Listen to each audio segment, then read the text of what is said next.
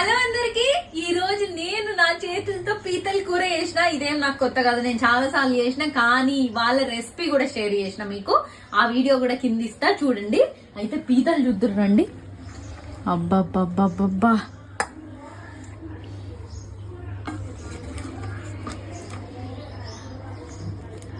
Gravy చూడండి ఎంత థిక్గా ఉందో.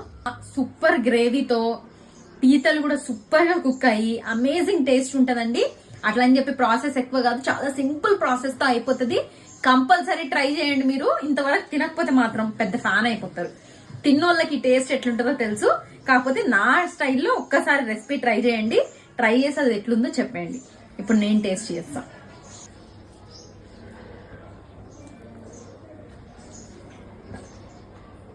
బా అమేజింగ్. ట్రై చేయకపోతే మాత్రం ఇంకా నేను ఏం చెప్పలేను.